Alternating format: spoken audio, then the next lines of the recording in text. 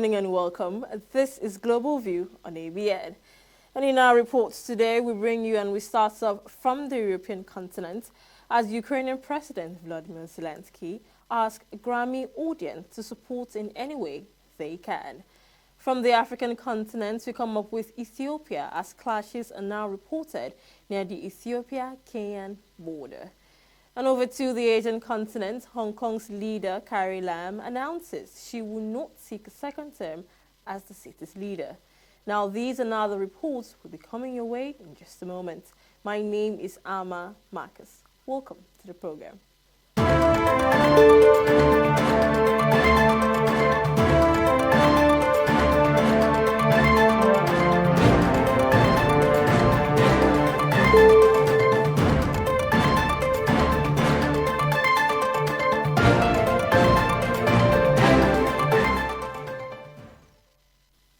We start our reports today with the Ukrainian president, as President Volodymyr Zelensky makes a surprise video appearance at the music industry's star-studded Grammy Awards celebration in Las Vegas and appeals to viewers to support his country in any way they can. We take a listen.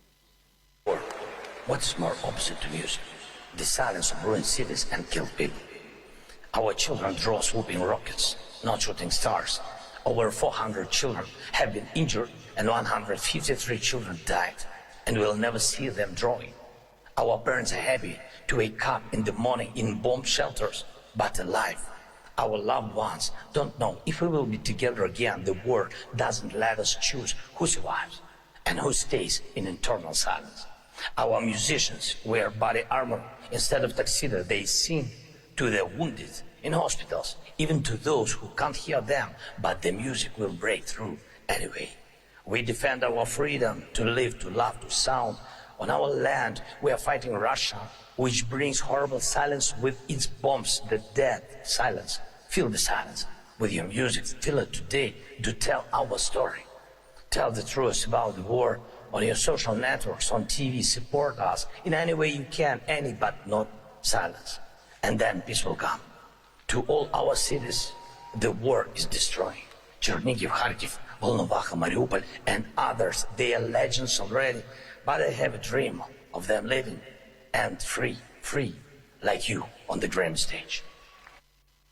War broke out in Ukraine over a month ago after Russian military forces invaded, displacing millions of civilians and reduced cities to rubble. Now, Russia calls its action in Ukraine a special military operation. The 44-year-old actor turned wartime leader, Zelensky, has used nightly videos to great effect at home, often appearing unshaven and wearing a T-shirt, and has also beamed his image directly on parliaments around the world. He has pled with allies in speeches at the US Congress, Japanese National Diet, British and Australian parliaments, and Israeli's Knesset, and on Sunday chose an event dedicated to universal language of music to support for his country.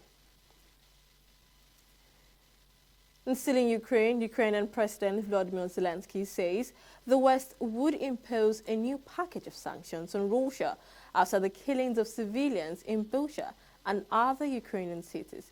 But he said he was not enough as punishment. And he says hundreds of people have been killed in Bucha and other cities, including civilians who had been shot. Now, Russia has denied allegations that troops killed civilians in Bucha. Oleksiy Antrovich, advisor to the President Zelensky, cites evidence of Russian war crimes against Ukraine. We take a listen. 39-та доба активної фази російсько-української війни. Сьогодні буде спеціальне звернення, яке є цілком спрямоване на те, щоб світ звернув увагу на ті численні воєнні злочини проти людства, які були скоєні російськими військами в Бучі, Ірпіні та Гостомелі. Ці міста, які звільнені, являють собою картинку із фільму жахів постапокаліптичного. І серед вже знайдених жертв цих воєнних злочинів російських військ це зґвалтовані жінки, яких намагалися спалити, вбиті представники місцевого самоуправління, вбиті діти, вбиті літні люди, вбиті чоловіки. У багатьох з них зав'язані руки, сліди катувань. І вбиті вони пострілами в затилок. Про такі речі, як пограбування або намагання там забрати золото, коштовні речі, коври, стиральні машини і так далі, ми годі вже говорити. Це безумовно все буде враховано і прокуратурою України, і правоохоронними органами, і міжнародними кримінальними судами. The mayor of a recently liberated Ukrainian city accusing Russian troops of deliberately killing civilians during their month-long occupation of his town, allegations that Russia's defense ministry has denied. Now, the mayor of Bausha, Anatoly Farouk, showed a reporter's team 2 horses with white cloth tied around their arms, which he said was what residents were forced to wear by fighters from Chernihiv, a region in southern Russia that has deployed troops to Ukraine to support Russian forces. We take a listen. And U.S. Secretary of State Antony Blinken says the image of dead Ukrainian civilians found in the town of Bausha after Russian troops left were a punch in the gut, and others responsible for any crimes must be held accountable.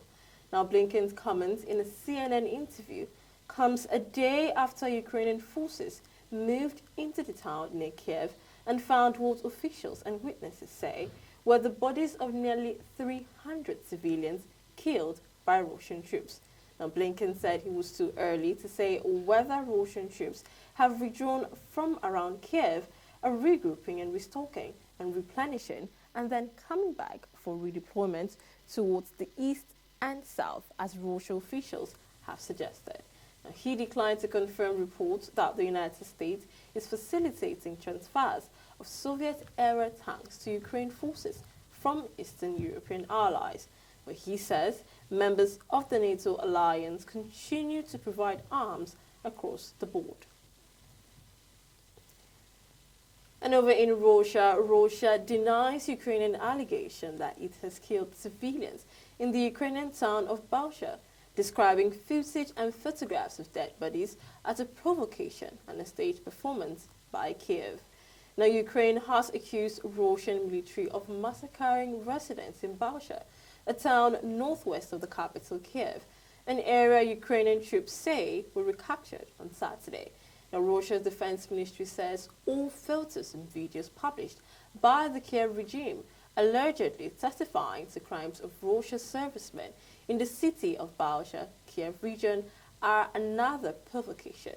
Now, Russia requested that the United Nations Security Council convene today to discuss what it calls a provocation by Ukrainian radicals in the town of Bausha after Kiev accused Russian troops of killing civilians there.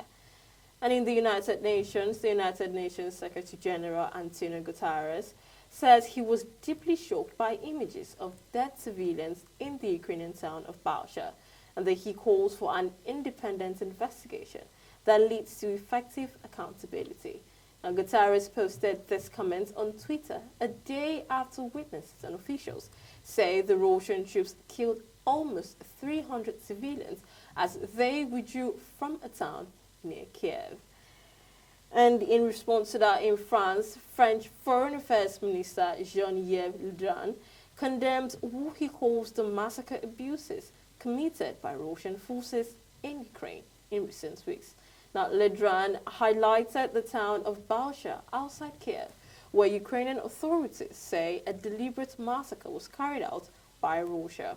The statement from him adds such abuses would constitute war crimes, and that France will work with Ukrainian authorities and the International Criminal Court to put those responsible to trial. However, French President Emmanuel Macron said on Twitter that the images coming from Bausha are unbearable. And still on that, a leading rights group says it has documented apparent war crimes committed by Russian military forces against civilians in Ukraine. Now, Human Rights Watch issued a statement saying it found several cases of Russian military forces committing laws of war violation in Russian-controlled regions such as the Shengrev, Kharkiv, and Kiev. The statement published in Warsaw came one day after dead civilians were found lying scattered through the streets of the Ukrainian city towns of Balsha near Kiev, 3 days after Russian army pulled back from the month-long occupation. Russia's defense ministry denies that its forces had killed civilians in Balsha. He said in a statement that all Russian units had left the town on the 30th of March, and that footage and photographs showed dead bodies were yet another provocation. And in Poland, Poland's Prime Minister says the European Union must impose harsher sanctions on Russia and supply Ukraine with more arms, as he calls for an international tribunal to investigate killings in the town of Balsha.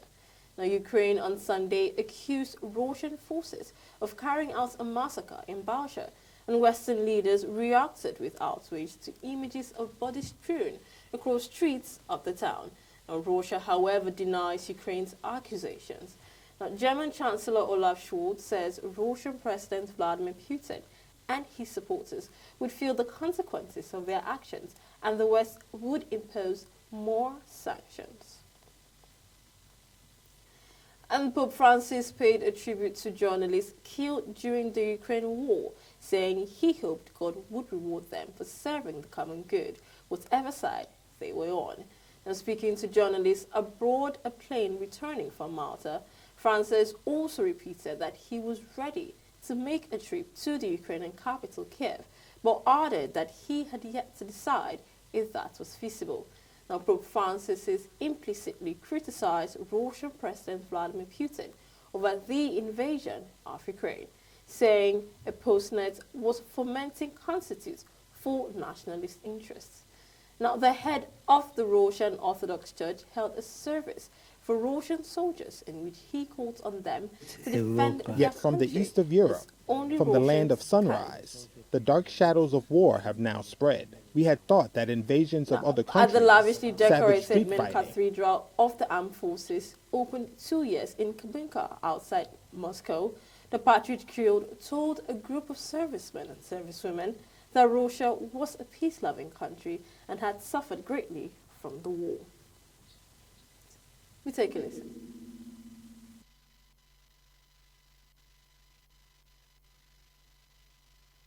the dark shadows of war have now spread. We had thought that invasions of other countries, savage street fighting, and atomic threats were grim memories of a distant past. However, the icy wind of war, which bring only death, destruction, and hatred, has swept down powerfully upon the lives of many people, and on the days of us all. Si è abbattuto con prepotenza sulla vita di tanti e sulle giornate di tutti.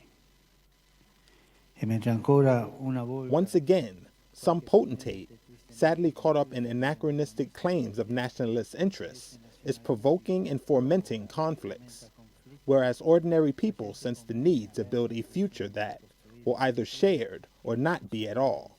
Now, in the night of the war that has fallen upon humanity, let us not allow the dream of peace to è fade. calata sull'umanità, per favore non facciamo svanire il sogno della pace.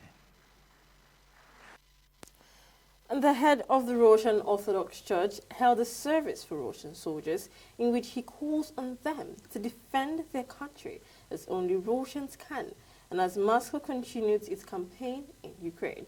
Now, the 75-year-old Creole has previously made statements defending Moscow's action in Ukraine and sees the war as a bulwark against the Western liberal culture and has considered decadent, particularly over the acceptance of homosexuality. Now, his support of the military intervention in which thousands of soldiers and Ukrainian civilians have been killed has angered some within the Orthodox Church at home, as well as churches abroad linked to the Moscow's patriarch. And the U.S. Ambassador to the United States, Linda Thomas-Greenfield, says the United States will give Moldova $50 million to help to cope with the impact of Russia's war against Ukraine. Now, this was during a visit to the former Soviet Republic. Now, she says the funding would support programs, trainings and equipment for border management. The efforts to counter human trafficking help to improve accountability and transparency in the justice sector and combats corruption and cybercrime. Now, nearly 400,000 refugees have fled Ukraine through Moldova, with about a quarter remaining in the country since Russia invaded Ukraine on the 24th of February. Now, Moscow says it is carrying out a special military operation that aims to destroy Ukraine's military infrastructure. Now, the money pledged to Moldova by the United States comes on top of $30 million announced last month to assist refugee relief efforts in Moldova over the next 6 months.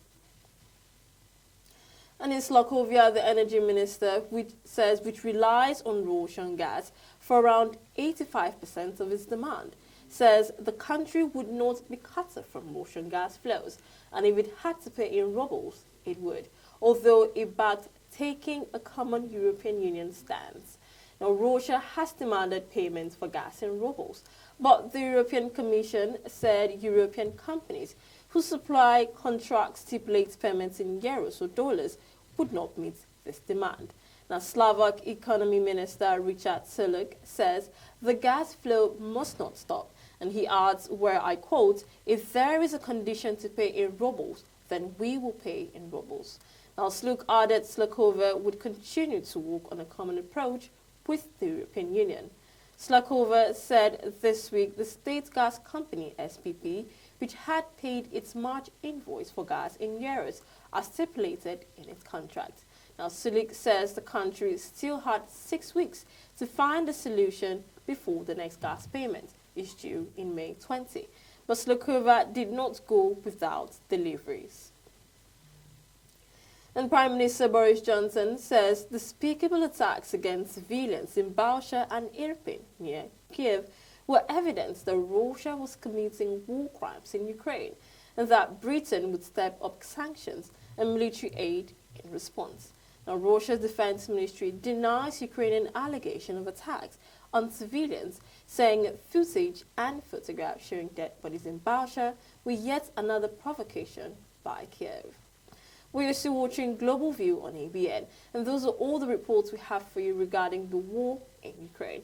We move to other reports and news reports from Europe. We'll start off with Hungary, as Hungary's nationalist Prime Minister Viktor Orbán scored a 4th consecutive landslide win in Sunday's election, as voters endorsed his ambition of a conservative, illiberal state and shrugged off concerns over Budapest's close ties with Moscow. We take a listen to his victory speech.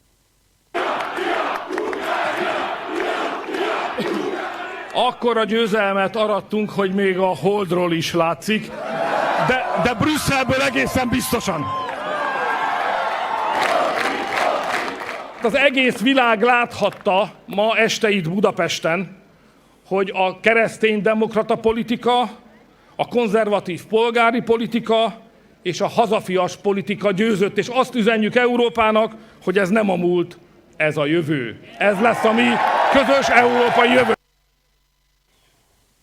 Now, Russia's 24th of February invasion of Ukraine had appeared to upend Orbán's campaign in the recent weeks, forcing him into awkward maneuvering to explain decade-old quasi-business relations with President Vladimir Putin.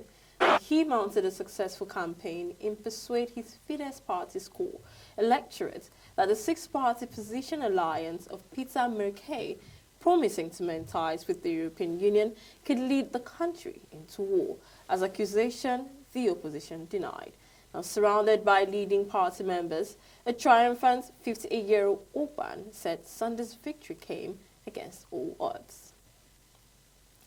And in Serbia, Serbia's incumbent president, Alexander Vučić, has been re-elected. Now, Vučić won decisively, taking about 3 times the number of votes of his nearest rival, while his ruling party also swept to victory in the parliamentary polls. We take a listen to his speech. I will be the Serb who's been in power in our country for the longest time. I'm not someone who's proud and proud of power, but I am humble in front of my people who made it possible for me with their However, some opposition politicians have accused him of rigging the vote, but Vuig accused them of trying to do the same thing.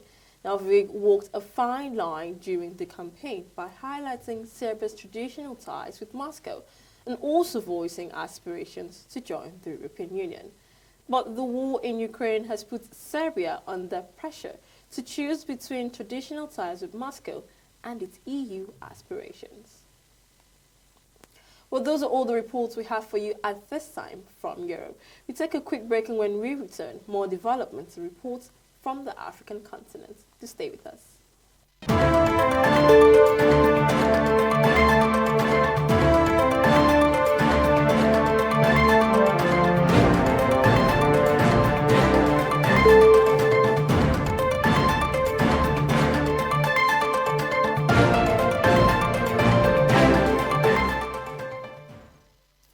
Welcome back, and thank you for staying tuned. This is Global View on ABN. Our focus moves over to the African continent, and we'll start off with Ethiopia, as the clashes between armed men and security forces have been reported in the southern Ethiopian town of Moya, close to the border with Kenya. Now, an official claimed the armed men were members of the rebel group Oromo Liberation Army, but did not disclose if there were any casualties. Now, the incident is yet another indication of rising insecurity in the southern and western parts of the country. The humanitarian truce agreed between the government and the Tigerian forces have ignited hope for a resolution of the 17-month war in the north. But in Urima, the country's most populous region, clashes have continued to be reported between government forces, which include the army and the regional police and the OLA. And in South Sudan rivals have signed an agreement on the formation of a unified armed forces command, a key pillar of a peace agreement signed in 2018. Now, the deal was signed in the capital, Juba, following mediation by neighboring Sudan. We take a listen. Today, we have moved forward to reach an understanding on how we shall implement Chapter 2 of the agreement. The people of South Sudan are yearning for peace. Peace is about security, and today we have made a milestone in that, and we have agreed and we have signed an understanding that it shall be moved forward. Most important is not only the signing, but the implementation of these articles. We must implement what we say. The people of South Sudan expect us to do that. We all must recognize peace. The guns must go down. The silence of the guns is most important to peace. We cannot continue to fight when we are talking peace in Juba. So as much as we talk about peace, the guns must go down from today. As much as there was hiccups, and I want to call on my colleagues on the other side that it's important we silence the guns so that South Sudan can prosper.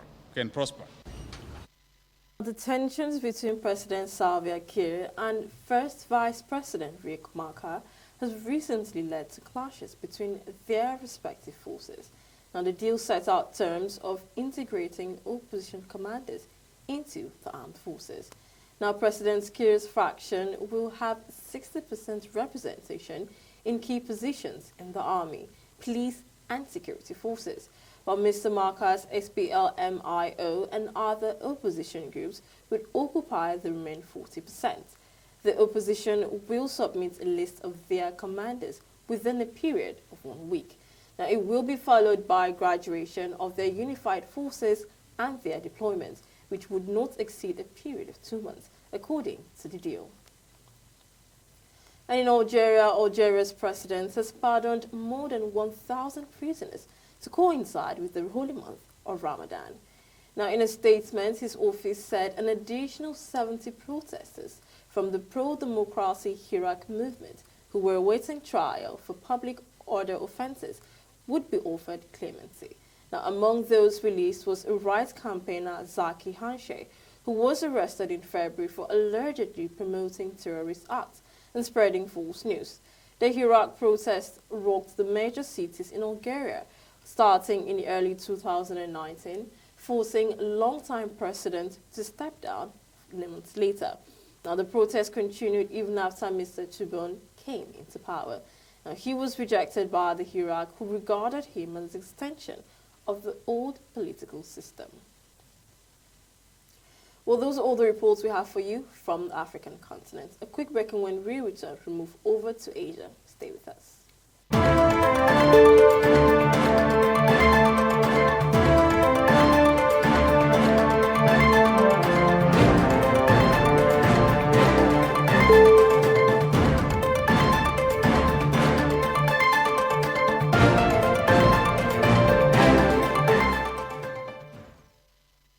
Welcome back. Over in Hong Kong from the Asian continent, Hong Kong's Chief Executive Carrie Lam says she will not run for a second term, ending a momentous 5-year period that saw the financial hub become more isolated globally due to a crackdown on pro-democracy protests and rigid COVID-19 restrictions. Now, Lam announced her plan at a regular press briefing, saying she informed Beijing last year's annual National People's Congress meeting that she would not run again. We take a listen.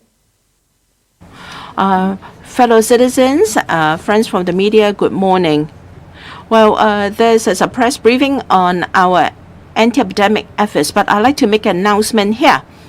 And myself will not run in the chief executive campaign for the 6th term of the government. In other words, I will complete my 5-year term as chief executive on the 30th of June this year, and I will also call an end to my 42 years of public service.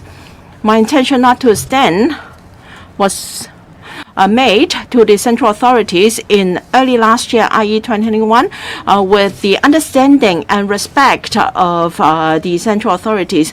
Today is not the time to conclude my experience in public service and to tell you my feelings, because the fight against the epidemic is of paramount importance. But I'd like to take this opportunity to say thank you to the central authorities for the support and trust in me in the past few years. As I delivered my last policy address in October last year for 2021, in my concluding remarks, I said that in less than 2 years into my CEO term, because of the anti-extradition bill and because of interference from foreign forces and also the attack of the COVID-19, I was under great pressure. However, the motivation for me to press on was the very staunch support behind me by the central authorities. In the 5th wave of outbreak, we can see the central authorities' support for Hong Kong. And continuously, the central authorities have been giving support to the Hong Kong SA. Now, Lam has come under fire repeatedly during her tenure as Beijing clamped down on the city. Lam has been the city's least popular chief executive since the UK handed control of Hong Kong to China, according to Hong Kong Public Opinion Research Institute. And in Afghanistan, the Taliban announces a ban on the cultivation of narcotics in Afghanistan, the world's biggest opium producer. We take a listen. فرمان عالی قدر امیر المؤمنین حفظه الله در مورد ممنوعیت کشت کوکنار و هر گونه مواد نشه‌آور. به اساس فرمان عالی قدر امیر المؤمنین به تمام هموطنان خبر داده می شود که از تاریخ صدور این فرمان کشت کوکنار در تمام کشور به گونه مطلق منع می باشد. پس از این هیچ کس نمی تواند این بوته را کشت نماید. اگر خدای نخواسته کسی تخلف کرد، کشت او از بین برده می شود و با متخلفین از روی شریعت اسلامی برخورد صورت می گیرد. همچنان در سراسر کشور استعمال، انتقال، خرید، فروش، تجارت، واردات، صادرات و کارخانه‌های تولید هر گونه مواد نشه‌آور مثل شراب، هیروئین، شیشه، تابلتکا، چرس و غیره به گونه جدی ممنوع می باشد. ما مصمم هستیم ان شاء الله تعالی ملت افغانستان و سرزمین افغانستان را از موجودیت همه مخدرات پاک می‌سازیم. فرمان Announced the production or use transportation of other narcotics was also banned. Now, drug control has been one major demand in the international community of the Islamic group, which took over the country in August and is seeking a formal international recognition in order to wind back sanctions that are severely hampering banking, businesses, and development. And over to Sri Lanka, the son of Sri Lanka's Prime Minister resigned from the cabinet and several other members have offered to do so, just days after the president declared a state of emergency following protests over an economic crisis. And the debate-laden country is struggling to pay for importing fuel and other essentials due to severe shortages in foreign currency, leading to hours-long power cuts and widespread demonstrators that continued despite a weekend curfew. Now, traffic was back on the streets of the country's main city, Kambulu, today, but there were reports of sporadic and peaceful protests from across the country. Now, the Youth and Sports Minister, nephew of the president and son of Prime Minister, said on Twitter that he told the president's secretary about his resignation with immediate effect. Protesters in Sri Lanka's largest city, Colombo, held numerous small, peaceful demonstrations over severe economic crisis, defying a nationwide curfew, while police used tear gas to disperse student protesters in the central city of Kandy. Now, a senior police official says officers used tear gas and water cannons to stop protests of university students in Kandy. Now, the president had declared a state of emergency on Friday as the Indian Ocean island nation grapples with rising prices, shortages of essentials, and rolling power cuts. On Saturday, the government implemented a countrywide curfew after protest turned violent. Well, those are all the reports we have for you at this time on Global View. Watch us live on www.abn.ng/live or on Star Times channel 140. Join us at 10 a.m. tomorrow on Global View for more developments and reports around the world. My name is Alma Marcus. Thank you for watching. Good morning.